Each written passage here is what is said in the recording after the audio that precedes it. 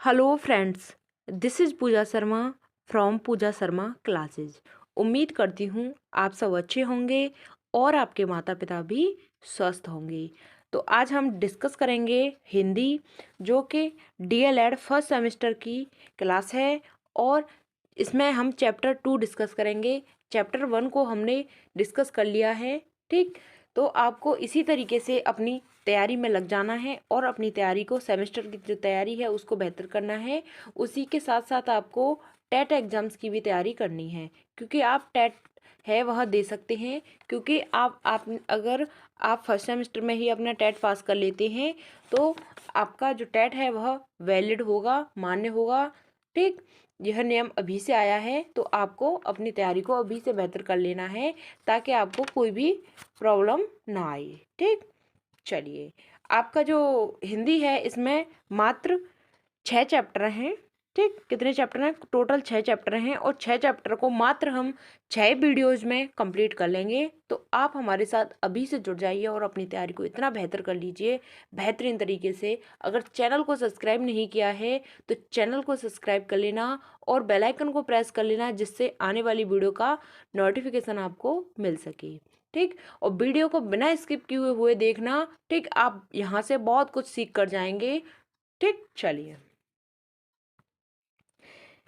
Chapter 2 है हमारा। Chapter का नाम है हिंदी भाषा में ध्वनियों को सुनकर समझना एवं शुद्ध उच्चारण। चैप्टर 2 का नाम क्या है?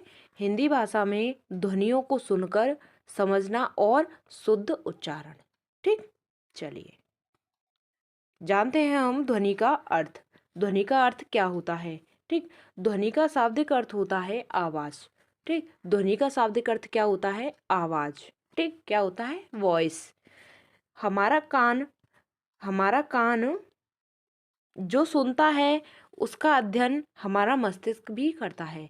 यानी कि हमारे जो कान होते हैं वह सुनते हैं, तो उसी जो हमने सुना है उसका अध्ययन क्या कौन करता है? मस्तिष्क करता है। हमने क्या सुना है और उसका जो जो माइंड है हमारा, वह उसे समझता है, ठीक। और उसे यानी मस्तिष्क को बताता है कि ध्वनि कैसी है, ठीक। मस्तिष्क को क्या बताता है? हमारे कानों में ध्वनि पड़ी, हमने सुना और अब वह हमारे माइंड तक गई, दिमाग तक गई। फिर वही हमारा मस्तिष्क है बताता है कि ध्वनि कैसी है, किसकी है और किसने हमको आवाज़ दी, ठीक। इसकी तीव्रता कैसी है? ध्वनि की तीव्रता कैसी है तथा ध्वनि का क्या अर्थ है? इस प्रकार यह स्पष्ट करता है कि ध्वनि एक प्रक्रिया है जो विभिन्न प्रक्रिया के माध्यम से होकर मस्तिष्क तक पहुंचती है, जहां मस्तिष्क उसका विश्लेषण करता है, ठीक। यहाँ तक बात क्लियर? दोबारा समझिए। देखो, ध्वनि का अर्थ होता है आवाज़, ठीक। क्या अर्थ होता है ध्वनि का? आवाज़ होती है। यानी कि हमारा जो कान होते हैं उनसे हम सुनते हैं, तो हमारे कानों ने जो सुना है वह क्या है? ध्वनि है, ठीक। वह ध्वनि हमारे दिमाग तक पहुंचती है, मस्तिष्क तक पहुंचती है, ठीक। तो हमारा मस्तिष्क हमें यह सिग्नल देता है कि ध्वनि कैसी है, ठीक। ध्वनि की तीव्रता कैसी है, ठीक। और ध्वनि है वह किसकी है, यानी कि वह आवाज़ किसकी है, इससे हमें पता चलता है। वही हमारी क्या है? ध्वनि कहलाती है। यहाँ तक बात क्लियर? आप इतना लिख देना एग्जाम में, तो आपको पूरे मार्क्स मिल जाएंगे, ठीक। चलिए, अब हमने ध्वनि का अर्थ समझ लिया। अब बात करते हैं उच्चारण की। उच्चारण क्या होता है, ठीक। जिस प्रकार से कोई शब्द बोला जाता है या कोई भाषा बोली जाती है या कोई व्यक्ति किसी शब्द को बोलता है, उसे उसका उच्चारण कहते हैं। समझे? नहीं? दोबारा समझो। जिस प्रकार से कोई शब्द बोला जाता है, यानी कि कोई भी शब्द बोला जाता है, हम अपने मुख से बोलते हैं या कोई हम भाषा बोलते हैं, समझ रहे हो? या हम कोई भाषा बोलते हैं या कोई व्यक्ति किसी शब्द को बोलता है, तो उसे उसका उच्चारण कहते हैं। या तो कोई शब्द बोला जाए या कोई भाषा बोली जाए या किसी व्यक्ति के द्वारा या कोई शब्द बोला जाता है, तो उसे हम उसका क्या बोलते हैं? उच्चारण कहते हैं, ठीक। उच्चारण को हम प्रोनाउंसिएशन कहते हैं, उसे ही हम क्या कहते हैं? प्रोनाउंसिएशन कहते हैं उच्चारण को। यहाँ तक बात क्लियर? चलिए, दोबारा समझिए, उच्चारण क्या होता है? उच्चारण वह होता है जो कोई शब्द बोलता है या किसी बोली यानी भाषा भाषा बोली जाती है, या कोई व्यक्ति है किसी शब्द को बोलता है तो उसे ही हम क्या कहते हैं, उच्चारण कहते हैं। ठीक, चलिए अब नेक्स्ट बात करते हैं ध्वनि की, कि ध्वनि के मूल तत्व क्या हैं। ठीक, ध्वनि के मूल तत्व क्या हैं। पहला तत्व है स्पष्टता। क्या है, ध्वनि हमारी कैसी होनी चाहिए, ध्वनि हमारी बिल्कुल स्पष्ट होनी चाहिए। कैसी होनी चाहिए, ध्वनि बिल्कुल स्पष्ट होनी चाहिए, ताकि दूसरा जो सुनने वाला है, जिसके कानों में वह ध्वनि पड़ी है, उसे क्लियर सुनाई पड़े। ठीक, स्पष्ट ध्वनि होनी चाहिए। ठीक, तरंगता होनी चाहिए ध्वनि में। ठीक, सार्थकता होनी चाहिए और शुद्धता होनी चाहिए। शुद्धता से क्या होता है कि उसे पता चल जाता है, एक बार में ही आपने बोला कुछ भी तो उसे दूसरे इंसान को मतलब पता चल जाता है, उसके कानों में एकदम शुद्ध यानी क्लियर ध्वनि जाती है, तो वह चीज़ों को समझता है। ठीक, चलिए दोबारा समझिए, स्पष्टता होती है, तरंगता होती है, सार्थकता होती है और शुद्धता होती है। ठीक, अब बात करते हैं उच्चारण के अनुसार वर्णों का अंतर, यानी कि वर्णों में क्या अंतर होता है उच्चारण के अनुसार। ठीक, यहाँ से आपका क्वेश्चन पूछा जाता है तो आपको बिल्कुल स्पष्ट पता होना चाहिए। यहाँ से टेट एग्जाम्स में भी क्वेश्चंस बनते हैं, तो आपको यही सोच के चलना है कि आप जो फर्स्ट सेमेस्टर की तैयारी कर रहे हो और साथ ही साथ आप यूपी टेट की भी तैयारी कर रहे हो। ठीक, यूपी टेट की हमने क्लासेस भी चला रखी हैं, आप उन्हें देखना, तो आपकी जो तैयारी है बहुत ही बेहतरीन तरीके से हो जाएगी। बिल्कुल टॉपिक वाइज आपके सिलेबस को कंप्लीट करा रहे हैं। ठीक, चलिए बात करते हैं कंठ की। ठीक, कंठ की, हमारा जो उच्चारण होता है, हम जो बोलते हैं कंठ के माध्यम से बोलते हैं। ठीक, तो इसके बारे में जानते हैं, कंठ होता क्या है और कहाँ पर होता है। ठीक, जिन वर्णों के उच्चारण में जी हाँ यानी कि जी हाँ होती है, जी हाँ मतलब हमारी जीभ कंठ की ओर मुड़ती है, उन वर्णों के उच्चारण को हम क्या कहते हैं, कंठ कहते हैं। देखो, हमारी जो जीभ है वह बोलने में कंठ की तरफ जाती है, वही हमारी क्या कहलाती है, कंठ कहलाता है। जैसे आप बोलकर देखना, कंठ का मतलब होता है जो हमारा गला होता है, वहाँ पर आप बोलते हैं तो वह थोड़ा सा कंपन करने लग जाता है। ठीक, यहाँ पर हमारा क्या होता है, कंठ होता है। ठीक, जैसे कौन कौन से शब्द हैं वह कंठ से बोले जाते हैं, तो पहला है अ, आ, क, ख, ग, घ, ए, अण और ह। यह हमारे कंठ से बोले जाने वाले शब्द हैं। ठीक, क्या हैं, वर्ण हैं कंठ से बोले जाने वाले। यहाँ तक बात क्लियर। चलिए, कंठ से वह बोले जाते हैं जो हमारी जीवा है वह कंठ की ओर मुड़ती है, और उन वर्णों का हम उच्चारण कंठ से करते हैं। ठीक, कंठ में क ख ग घ आ जाते हैं और आ जाता है और ए ण ह। ठीक, यह हमारे कंठ से बोले जाते हैं। ठीक, अब बात करते हैं तालु की। ठीक, कंठ से थोड़ा सा ऊपर वाला भाग होता है तालु। जब उच्चारण करते समय जीभ तालु से छूती है। ठीक, जीभ जब उच्चारण करते हैं हम, तालु हमारी जीभ है वह तालु से छूती है, तो ऐसे वर्णों का हम उच्चारण उच्चारण क्या कहते हैं, उच्चारण कहाँ से होता है, तालु से होता है। ऐसे वर्णों का उच्चारण कहाँ से होता है, तालु से होता है। जैसे बात करते हैं ई, च, छ, ज, झ, अञ। ठीक, अञ, य और स। ठीक, यह वर्ण हमारे कहाँ से बोले जाते हैं, तालु से बोले जाते हैं। ठीक, च, छ, ज, झ, अञ, य और स, ई और ई। ठीक, कहाँ से बोले जाते हैं, तालु से बोले जाते हैं। यहाँ तक बात क्लियर। चलिए अब नेक्स्ट बात करते हैं मूर्धा की। मूर्धा की बात करते हैं, तो मूर्धा जब उच्चारण करते समय जीभ दांतों के ऊपर भाग को स्पर्श करती है, उस भाग को स्पर्श करती है, ऐसे वर्ण क्या कहलाते हैं, मूर्धा उच्चारण कहलाते हैं। यानी कि हमारी जीभ है वह दांतों के ऊपरी भाग को स्पर्श करती है, तो वह हमारी क्या कहलाती है, मूर्धा कहलाती है। ठीक, जैसे इसमें रे आती है, ट आता है, ठ आता है, ड, अण, र और श। ठीक, यह हमारे वर्ण आते हैं किसमें, मूर्धा में। तो आपको इन वर्णों के बारे में बिल्कुल पता होना चाहिए, यहाँ से क्वेश्चंस बनते हैं। यहाँ तक बात क्लियर। चलिए नेक्स्ट बात करते हैं दंत की। दंत क्या होते हैं? दंत उन वर्णों का उच्चारण करते समय जीभ दांतों का स्पर्श करे तो वही हमारे क्या कहलाते हैं? दंत वर्ण कहलाते हैं। यानी कि हमारी जो जीभ है वह बोलने में दांतों को स्पर्श करती है। हम जिन वर्ण को बोलते हैं उनसे हमारी जीभ है वह दांत को स्पर्श करती है, वही हमारी क्या कहलाते हैं? दंत वर्ण कहलाते हैं। यहाँ तक बात क्लियर? चलिए अब बात करते हैं जैसे कौन कौन से वर्ण होते हैं जो जीभ है हमारी दांतों को स्पर्श करती है। तो त बोलकर देखो, त, थ, द, ध, न, ल और स। ठीक, कौन कौन से होते हैं? त, थ, द, ध, न, ल, स। ठीक, तो यह हमारे दंत वर्ण होते हैं। नेक्स्ट बात करते हैं ओष्ठ की। ठीक, ओष्ठ की बात करते हैं। ओष्ठ वर्ण वह होते हैं जिन शब्दों के उच्चारण करते समय ओष्ठ आपस में मिल जाते हैं। ओष्ठ का मतलब होता है हमारे जो होठ होते हैं वह जिन वर्ण का हम उच्चारण करते हैं तो वह आपस में क्या हो जाते हैं? मिल जाते हैं, वही हमारे क्या कहलाते हैं?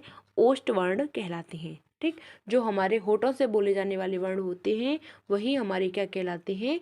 ओष्ठ वर्ण कहलाते हैं। जैसे बात करते हैं, बोल के देखो, प यानी कि हमारे होठ हैं दोनों मिलते हैं, प, फ, ब, भ, म, उ। ठीक, तो यह हमारे कहाँ से बोले जाते हैं? ओष्ठ वर्ण कहलाते हैं, ओष्ठ से बोले जाते हैं। ठीक, अब बात करते हैं नासिका वर्ण की। ठीक, जिन वर्णों के उच्चारण नाक से होता है, यानी कि जो वर्ण होते हैं उनका उच्चारण कहाँ से होता है? हमारी नाक से होता है, यानी कि तो उन्हें हम क्या कहते हैं? नासिका कहते हैं। क्या कहते हैं? नासिका कहते हैं। यानी आप बोलते हैं तो नाक के द्वारा यह बोले जाते हैं, नाक से इनका जो स्वर है वह निकलता है। जैसे बात करते हैं ण, अण, न, म। ठीक, न, अण, न, म। ठीक, यह कहाँ से बोले जा रहे हैं? हमारे नाक से बोले जाते हैं। ठीक, चलिए नेक्स्ट बात करते हैं घोष वर्ण की। ठीक, घोष वर्ण को ही हम क्या बोलते हैं? सघोष वर्ण कहते हैं। क्या कहते हैं? सघोष वर्ण कहते हैं घोष वर्ण को ही। ठीक, यहाँ से क्वेश्चंस बनते हैं तो आपको उच्चारण के बारे में पता होना चाहिए। घोष, अघोष, अल्प प्राण, महाप्राण, इनके बारे में आपको बिल्कुल पता होना चाहिए, तो यहाँ से आपके बिल्कुल पूछे जाते हैं। ठीक, इन ध्वनियों के उच्चारण में स्वतंत्रियों में, यानी कि जो स्वर तंत्र होते हैं, स्वर तंत्रियों में कंपन होता है। ठीक, जो हम बोलते हैं उनमें क्या होता है? कंपन होता है, वही हमारे क्या कहलाते हैं? घोष वर्ण कहलाते हैं। जैसे प्रत्येक वर्ग के तृतीय, चतुर्थ तथा पंचम वर्ण तथा ण, ण, ज, र, ल, व, ह और सभी इनमें स्वर आते हैं, वही हमारे क्या कहलाते हैं? घोष वर्ण कहलाते हैं। दोबारा समझिए, यानी कि जिन वर्णों का हम उच्चारण करते हैं, यानी हम बोलते हैं, उनमें उन्हें बोलने में हमारे जो बोलने में क्या होता है? उन वर्णों को कंपन होता है। क्या होता है? उनमें कंपन होता है, वही हमारे क्या होते हैं? सघोष होते हैं। जैसे बात करते हैं प्रत्येक वर्ग का तृतीय, चतुर्थ और पंचम वर्ण। ठीक, आपको समझ में नहीं आ रहा होगा कि कौन सा वर्ग है तृतीय, चतुर्थ, पंचम। ठीक, मैं आपको आगे बताऊंगी, समझाऊंगी इसके बारे में। ठीक, चलिए इसमें क्या होता है? सघोष में जो सभी स्वर होते हैं वह आते हैं। ठीक, चलिए देखो, प्रत्येक वर्ण की बात करी गई थी, हमने की थी। तो हमारे यहाँ पर हैं वर्ग का मतलब होता है जैसे क वर्ग, च वर्ग, ट वर्ग, त वर्ग और प वर्ग। ठीक, क्या क्या बताया हमने? क वर्ग, च वर्ग, ट वर्ग, त वर्ग और प वर्ग। ठीक, तो इसमें क्या होता है? उसमें क्या था कि कौन कौन से वर्ण आते हैं सघोष में। ठीक, सघोष में हमने यहाँ पर पढ़ा था प्रत्येक वर्ग का तृतीय, चतुर्थ और पंचम। ठीक, कौन सा? तृतीय, चतुर्थ और पंचम वर्ण आते हैं। ठीक,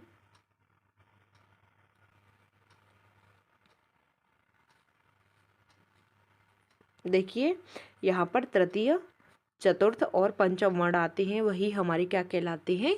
सघोष वर्ण कहलाते हैं। ठीक, कौन कौन से वर्ण कहलाते हैं? तृतीय, चतुर्थ और पंचम। ठीक, तीसरा, चौथा और पांचवा। ठीक, यह आएगा, यह। ठीक, ड, ढ, ण। द ध न ब भ म। ठीक, यह हमारे क वर्ग में ग घ ण आएंगे, च वर्ग में ज झ ञ, ट वर्ग में ड ढ ण, त वर्ग में त थ न। ठीक, प वर्ग में ब भ म। ठीक, यह हमारे वर्ग में यह वर्ण आएंगे। ठीक, चलिए अब बात करते हैं हम अघोष की। ठीक, सघोष हमने देख लिया, अब बात करते हैं अघोष की। अघोष वर्ण वह होते हैं जिन ध्वनियों के उच्चारण करने में क्या होता है, कंपन नहीं होता है। जो हमारे घोष वर्ण थे उनके उच्चारण में क्या होता था, उनको बोलने में कंपन होता था, लेकिन अघोष वर्ण वह होते हैं जिनके उच्चारण में कंपन नहीं होता है। ठीक, इसमें प्रत्येक वर्ग के पहला और द्वितीय वर्ण आते हैं। ठीक, प्रथम वर्ण आता है और द्वितीय वर्ण आता है, और फ श श श यह क्या है, हमारे अघोष हैं। ठीक, क्या है, हमारे अघोष हैं। ठीक, तो दोबारा से समझिए कौन कौन से आते हैं अघोष में, पहला आता है और दूसरा आता है। जैसे बात करते हैं क वर्ग की, क वर्ग की, तो क वर्ग में क आएगा और ख आएगा। ठीक, क वर्ग हो गया हमारा। अब बात करते हैं च वर्ग की, च वर्ग में हमारा आ गया च और छ आ जाएगा। ठीक, अब बात करते हैं ट वर्ग की, ट वर्ग में आएगा ट और ठ। ठीक, बात करते हैं त वर्ग की, त वर्ग में आएगा हमारा त और थ। ठीक, अब बात करते हैं प वर्ग की, तो प वर्ग में क्या आएगा, प और फ। ठीक, यानी कि पहला और दूसरा वर्ण आता है वही हमारा क्या होता है, अघोष होता है। ठीक, इसको थोड़ा सा समझिए, इसकी एक थोड़ी सी पहचान के लिए आपको यह वर्ग है आपको बिल्कुल पता होना चाहिए। तो इसमें जो सघोष होते हैं इसकी ट्रिक है। ठीक, इसकी ट्रिक है कि इसमें पहला जो अघोष होते हैं, अघोष की बता रही हूँ, अघोष में क्या होता है, अघोष में हमारे पहला और दूसरा वर्ण आता है। ठीक, आपको 12 याद रख लेना है। ठीक, और सघोष की बात करते हैं, सघोष में क्या होता है, हमारा तीसरा, चौथा और पांचवा आता है। तो 345 और 12 ऐसे इस तरीके से आपको याद कर लेना है। ठीक, सघोष में हमारा 12 और अघोष में हमारा 12, सघोष में हमारा 345 आता है। यहाँ तक बात क्लियर, बिल्कुल आपको याद कर लेना है, अघोष 12, सघोष 345। ठीक, अल्प प्राण क्या होता है? अल्प प्राण का मतलब होता है कि जिन वर्णों को बोलने में हमें कम वायु लगती है वही हमारे क्या होते हैं, अल्प प्राण होते हैं। ठीक, जिनको बोलने में कम वायु लगती है, कम समय लगता है, वही हमारे क्या होते हैं, अल्प प्राण होते हैं। जैसे बात करते हैं, प्राण का अर्थ होता है वायु। प्राण का अर्थ क्या होता है, वायु। इनके उच्चारण में फेफड़ों से बाहर निकलने वाली वायु की मात्रा कम होती है। जैसे प्रत्येक वर्ग में प्रथम, तृतीय, पंचम वर्ण तथा यरलव अंतस्थ वर्ण आते हैं, वही हमारे क्या होते हैं, अल्प प्राण होते हैं। ठीक, दोबारा समझिए कौन कौन से वर्ण आते हैं, पहला, तीसरा और पांचवा वर्ण आता है, प्लस अंतस्थ वर्ण आते हैं। ठीक, क्या आते हैं, अंतस्थ वर्ण आते हैं, तो वही हमारे क्या होते हैं, वही हमारे अल्प प्राण कहलाते हैं। ठीक, अंतस्थ वर्ण में क्या आते हैं, य, र, ल, व। ठीक, क्या आते हैं, य आता है, र आता है, ल आता है और व आता है। यहाँ तक बात क्लियर। चलिए, इसको याद करने की ट्रिक है 135। ठीक, इसी तरीके से आपको याद कर लेना है, जैसे आपने अघोष और सघोष को याद किया था, इसी तरीके से हमने अल्प प्राण को भी बताया है। ठीक, अब बात करते हैं महाप्राण की। ठीक, महाप्राण में क्या होता है कि जिनको बोलने में ज़्यादा समय लगता है, जिनको बोलने में ज़्यादा समय लगता है, ज़्यादा वायु खर्च होती है, वही हमारे क्या कहलाते हैं, महाप्राण कहलाते हैं। ठीक, इनके उच्चारण में फेफड़ों से बाहर निकलने वाली वायु की मात्रा अपेक्षाकृत कैसी होती है, अधिक होती है। यानी कि हम जो बोलते हैं उन्हें बोलने में ज़्यादा तो समय लगता है और ज़्यादा ही हमारी वायु है वह निकलती है, तो वही हमारे क्या कहलाते हैं, महाप्राण कहलाते हैं। बात क्लियर। चलिए, इसमें कौन कौन से आते हैं, इसमें प्रत्येक वर्ग के द्वितीय चतुर्थ वर्ण आते हैं तथा ऊष्म वर्ण भी आते हैं। कौन कौन से आते हैं, दूसरा और चौथा वर्ण आता है और इसमें ऊष्म वर्ण आते हैं। ठीक, ऊष्म वर्ण आते हैं। ऊष्म वर्ण होते हैं हमारे श श श ह। ठीक, कौन कौन से होते हैं, स श स ह। ठीक, इसमें दूसरा और चौथा वर्ण आता है और अंतस्थ वर्ण ऊष्म वर्ण आते हैं। ठीक, ऊष्म वर्ण आते हैं, वही हमारे क्या होते हैं, महाप्राण होते हैं। ठीक, चलिए नेक्स्ट बात करते हैं वर्णों के भेद की। ठीक, वर्ण होते हैं तो वर्णों के दो भेद होते हैं, यानी कि वर्ण होते हैं वह दो प्रकार के होते हैं। पहला होता है हमारा स्वर वर्ण और दूसरा होता है व्यंजन। ठीक, आपसे एग्जाम में पूछा जाएगा कि वर्ण के कितने भेद होते हैं, तो आपको बताना है वर्ण के दो भेद होते हैं। पहला होता है स्वर और दूसरा होता है व्यंजन। ठीक, यहाँ से आपका बिल्कुल क्वेश्चन बनता है, पता होना चाहिए। चलिए नेक्स्ट बात करते हैं स्वर की। ठीक, स्वर की बात करते हैं तो स्वर क्या होते हैं, स्वर का अर्थ होता है ऐसा अक्षर जिसका उच्चारण स्वयं होता है।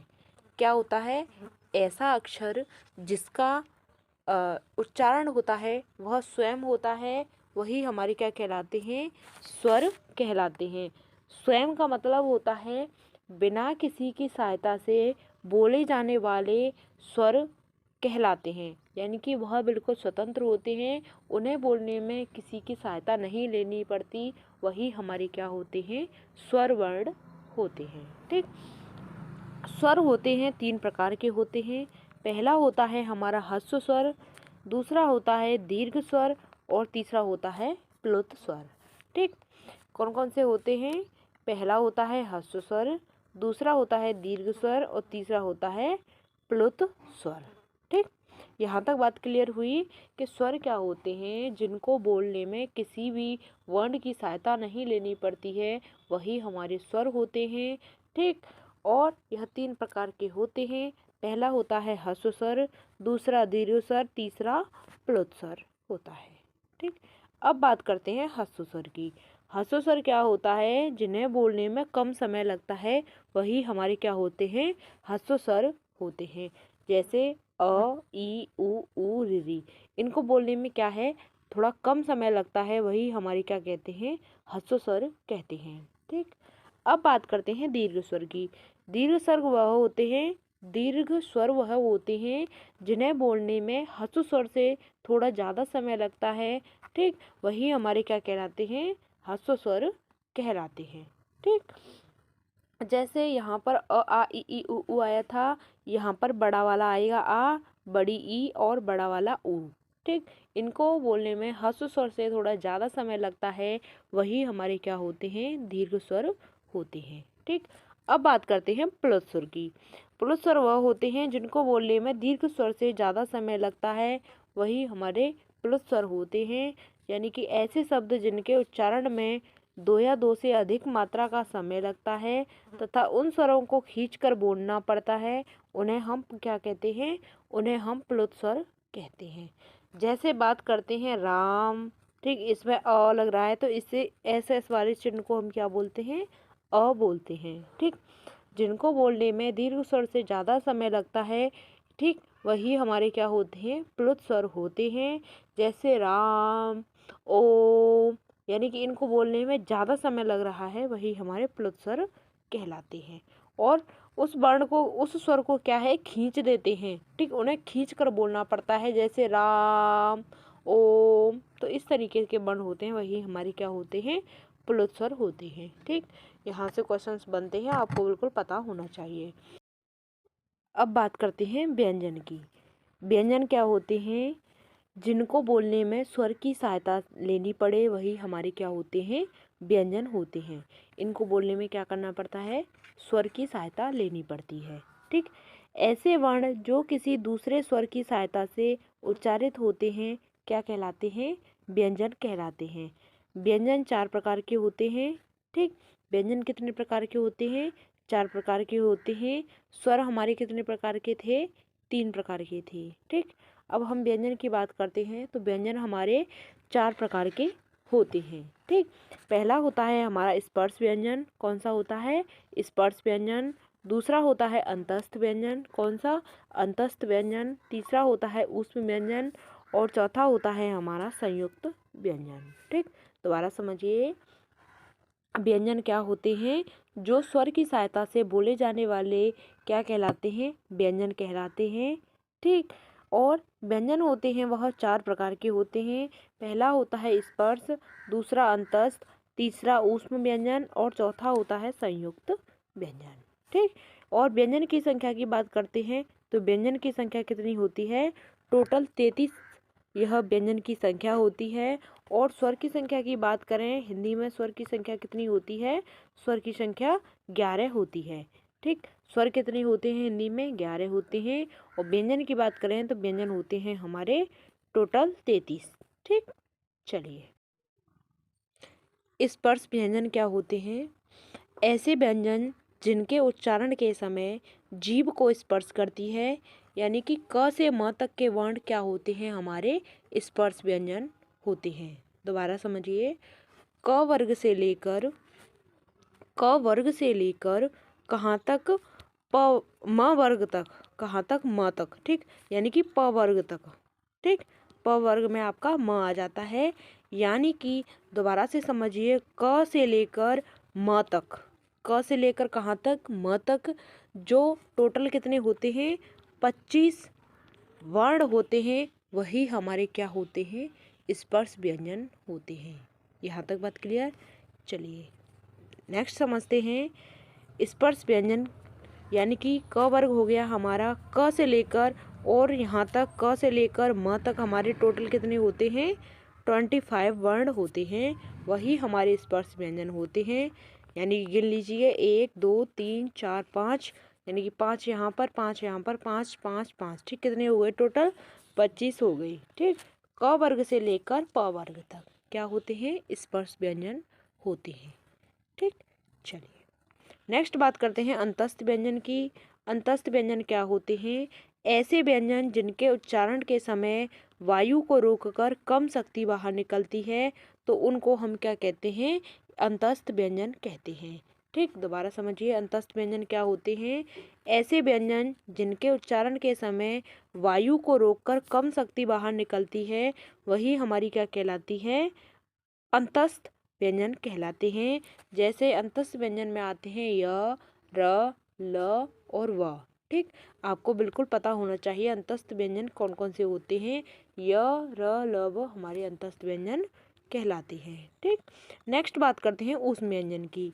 ऊष्म व्यंजन क्या होता है? ऐसे व्यंजन होते हैं जिनको बोलने में हमारे मुख से सीटी की ध्वनि के रूप में आवाज़ निकलती है, वही क्या कहलाते हैं? ऊष्म व्यंजन कहलाते हैं। कैसी आवाज़ निकलती है? सीटी की ध्वनि के रूप में आवाज़ निकलती है, वही हमारे ऊष्म व्यंजन कहलाते हैं। यानी ऐसे उच्चारण के समय, जिनके उच्चारण के समय वायु धीरे धीरे रोककर रगड़ उत्पन्न करके बाहर निकलती है, ऐसे व्यंजनों को हम क्या कहते हैं? ऊष्म व्यंजन कहते हैं। ठीक, ऊष्म व्यंजन में आते हैं श, श, श, ह। ठीक, यानी कि मुख से हम बोल रहे हैं तो वायु है जो रगड़ खाकर कैसी निकल रही है? सीटी की ध्वनि के रूप में निकल रही है। बोल के देखो, श, श, श, ह। ठीक, तो क्या हो गई हमारे? यह ऊष्म व्यंजन हो गई। ठीक, अंतस्थ कौन कौन से थे? यर, लब, और ऊष्म कौन से हो गए? स, स, श, ह। ठीक, अब बात करते हैं संयुक्त व्यंजन की। संयुक्त व्यंजन का मतलब होता है कि जो मिलकर के बना होता है, वही हमारे क्या होते हैं? संयुक्त व्यंजन होते हैं। ठीक, इनकी संख्या कितनी है? इनकी संख्या टोटल 4 है। जैसे बात करते हैं ख की। ठीक, ख तो यह किससे मिलकर के बना है? क और स से मिलकर के बना है, तो यही हमारा क्या हो गया? क्ष। त्र किससे मिलकर के बना है? त्र की बात करते हैं तो आधा त और र से मिलकर के बना है हमारा क्या? त्र। ठीक, ज्ञ की बात करते हैं तो ज्ञ ज प्लस अय्या से मिलकर के बना है क्या कहलाता है? ग कहलाता है। और श्र की बात करते हैं, श्र किससे मिलकर के बना है? श और प्लस र से मिलकर के बना है, हमारा क्या होता है? श्र। ठीक, दोबारा समझिए, संयुक्त व्यंजन कितने होते हैं? संयुक्त व्यंजन टोटल 4 होते हैं। ख की बात करें तो क और स से मिलकर के बना होता है। त्र की बात करें त और र से मिलकर के बना होता है। ठीक, ग की बात करें ज और अय्या से मिलकर के बना होता है। ग की बात करें यानी श्र की बात करें तो श और र से मिलकर के बना होता है। ठीक, चलिए फास्ट रिवीजन कर लेते हैं। ठीक, फास्ट रिवीजन कर लेते हैं, आपको क्लियर हो जाएगा। ध्वनि का अर्थ होता है, ध्वनि का अर्थ होता है आवाज़। ठीक, हमारा कान जो सुनता है उसका अध्ययन हमारा मस्तिष्क करता है तथा मस्तिष्क ही बताता है कि ध्वनि कैसी है। ठीक, हमारा दिमाग ही बता पाता है कि ध्वनि कैसी है, किसकी है और इसकी तीव्रता कैसी है। तथा ध्वनि का अर्थ है, ध्वनि का अर्थ क्या है? इस प्रकार यह स्पष्ट होता है कि ध्वनि एक प्रक्रिया है जो विभिन्न प्रक्रिया के माध्यम से होकर मस्तिष्क तक पहुंचती है, जहां मस्तिष्क उसका क्या करता है? विश्लेषण करता है, एनालिसिस करता है हमारा दिमाग। ठीक, तो उच्चारण की बात करते हैं। उच्चारण क्या होता है? जिस प्रकार से कोई शब्द बोला जाता है या कोई भी भाषा बोली जाती है या कोई व्यक्ति किसी शब्द को बोलता है तो उसे ही हम क्या कहते हैं? उसे ही हम उसका उच्चारण कहते हैं, प्रोनाउंसिएशन कहते हैं। ठीक, अब बात करते हैं ध्वनि के मूल तत्व की। ध्वनि के मूल तत्व होते हैं, पहला होता है स्पष्टता, ध्वनि बिल्कुल स्पष्ट होनी चाहिए। तरंगता होनी चाहिए, सार्थकता होनी चाहिए और शुद्धता होनी चाहिए। ठीक, नेक्स्ट बात करते हैं उच्चारण के अनुसार वर्णों का अंतर। ठीक, उच्चारण के अनुसार वर्णों का अंतर की बात करते हैं। कंठ यानी कि जिन वर्णों के उच्चारण में जीहा है यानी कि जीभ है वह कंठ की ओर मुड़ती है, उन वर्णों का उच्चारण हम क्या कहते हैं? उन वर्णों के उच्चारण को हम क्या बोलते हैं? कंठ बोलते हैं। ठीक, इसमें आते हैं क ख ग घ और अ आ और ए ण ह। ठीक, तालु की बात करते हैं तो जब उच्चारण करते समय जीभ तालु से छूती है, ऐसे वर्ण को हम क्या कहते हैं? तालु कहते हैं। ठीक, यानी कि इसमें च वर्ग आ जाता है आपका और ई आता है, य और श आ जाता है। ठीक, अब बात करते हैं मूर्धा की। मूर्धा में जब उच्चारण करते समय जीभ दांतों के ऊपरी भाग को स्पर्श करती है, उस भाग को स्पर्श करती है, ऐसे वर्ण क्या कहलाते हैं? मूर्धा कहलाते हैं। ठीक, इसमें आता है ट वर्ग और रे आती है, रि और र और श आ जाता है। ठीक, ट वर्ग रि र और स आ जाता है, वही हमारे क्या होते हैं? मूर्धा होते हैं। दंत की बात करते हैं, उनका उच्चारण कहाँ से होता है? दांतों से होता है। ठीक, जीभ दांतों का स्पर्श करे तो वही हमारे क्या कहलाते हैं? दंत वर्ण कहलाते हैं, जैसे त थ द ध न। ठीक, और ल और स हमारे इसमें दंत में आ जाते हैं। ठीक, कई बार पूछा गया है एग्जाम में इसके बारे में स वाले के, तो आपको पता होना चाहिए कहाँ से बोला जाता है? दंत से। और ये वाला स कहाँ से बोला जाता है? मूर्धा से। ठीक, ओष्ठ की बात करते हैं, जिन वर्णों के उच्चारण करते समय ओष्ठ आपस में मिल जाते हैं, यानी इन वर्णों का उच्चारण करते समय हमारे होंठ हैं वह आपस में मिल जाते हैं, तो वही हमारे क्या होते हैं? ओष्ठ वर्ण होते हैं। जैसे बात करते हैं प फ ब भ म उ और उ। ठीक, यह हमारे कहाँ से बोले जाते हैं? होठों से बोले जाते हैं। नासिका की बात करते हैं, जिन वर्णों के उच्चारण कहाँ से होता है? नाक से होता है, वही हमारे क्या होते हैं? नासिका वर्ण होते हैं। ठीक, जैसे बात करते हैं ड ण द ण न और म। ठीक, ठीक, यहाँ से हमारे क्या हो गए? नासिका हो गए, यानी जिनका उच्चारण नाक से होता है नासिका कहलाते हैं। घोष की बात करते हैं, घोष को ही हम क्या बोलते हैं? सघोष बोलते हैं। ठीक, क्या बोलते हैं? सघोष, यानी कि इनके उच्चारण में स्वतंत्र यानी कि हमारी स्वर तंत्रियाँ होती हैं, इनमें क्या होता है? कंपन होता है, और इसमें प्रत्येक वर्ग के तृतीय, चतुर्थ और पंचम वर्ण आते हैं, वही हमारे क्या कहलाते हैं? सघोष कहलाते हैं। और इसी के अंतर्गत सभी जो स्वर होते हैं वह आ जाते हैं। ठीक, चलिए आपको याद कर लेना है 345 सघोष। ठीक, 345 सघोष। स्वर का अर्थ होता है जिसका उच्चारण स्वयं होता है। ठीक, स्वर का अर्थ होता है जिसका उच्चारण स्वयं होता है, यानी कि जिनको बोलने में किसी की सहायता नहीं लेनी पड़ती है, वही हमारे क्या होते हैं, स्वर होते हैं। स्वर 3 प्रकार के होते हैं। स्वर की टोटल संख्या कितनी है, 11। ठीक, हिंदी में स्वर की संख्या कितनी है, 11 है। पहला आता है ह्रस्व स्वर, दूसरा दीर्घ स्वर और तीसरा होता है हमारा प्लुत स्वर। ठीक, चलिए नेक्स्ट बात करते हैं। ह्रस्व स्वर में जिनको बोलने में कम समय लगता है, वही हमारे क्या होते हैं, ह्रस्व स्वर होते हैं। ठीक, अ ई उ ऋ आते हैं। दीर्घ स्वर वह होता है जिनको बोलने में ह्रस्व स्वर से थोड़ा ज़्यादा समय लग जाता है, वही हमारे क्या होते हैं, दीर्घ स्वर होते हैं। जैसे आ, ई और बड़ा वाला ऊ। ठीक, प्लुत स्वर की बात करते हैं। ऐसे शब्द होते हैं जिनके जो उच्चारण करने में ह्रस्व स्वर और दीर्घ स्वर से ज़्यादा समय लग जाता है, वही हमारे क्या होते हैं, प्लुत स्वर कहलाते हैं। जैसे राम, ओम, तो इसमें ज़्यादा समय लग जाता है। अब व्यंजन की बात करते हैं। व्यंजन होते हैं हमारी हिंदी में टोटल 33। ऐसे वर्ण जो किसी दूसरे वर्ण की सहायता से उच्चारित होते हैं, वही हमारे क्या होते हैं, व्यंजन होते हैं। व्यंजन हमारे 4 प्रकार के होते हैं। पहला होता है स्पर्श व्यंजन, अंतस्थ व्यंजन, ऊष्म व्यंजन और संयुक्त व्यंजन। स्पर्श व्यंजन की संख्या होती है 25 और अंतस्थ व्यंजन की संख्या होती है 4। ऊष्म व्यंजन की संख्या होती है 4 और संयुक्त व्यंजन की संख्या भी होती है 4। ठीक, स्पर्श व्यंजन क से प वर्ग तक आ जाते हैं, यानी क से लेकर म वर्ग तक हो जाते हैं आपके स्पर्श व्यंजन। और उसकी बात करते हैं अंतस्थ की, तो इसमें य र ल व आते हैं। ठीक, ऊष्म की बात करते हैं तो स स आते हैं। और संयुक्त की बात करते हैं तो ख है वह क और स से मिलकर बना है। त्र है त प्लस र से मिलकर बना है। ज्ञ और ज प्लस अयं से मिलकर बना है। और स्र की बात करें तो स और र से मिलकर के बना है। ठीक, यहाँ तक हमने आपके जो चैप्टर 2 है उसको हमने कंप्लीट कर लिया है। अगर आपका कोई भी क्वेश्चन रह जाता है तो आप कमेंट के माध्यम से पूछ सकते हैं। अगर आपको वीडियो पसंद आई हो तो वीडियो को लाइक कर देना, क्योंकि आपका एक लाइक हमारे लिए बहुत ही ज़्यादा महत्वपूर्ण होता है।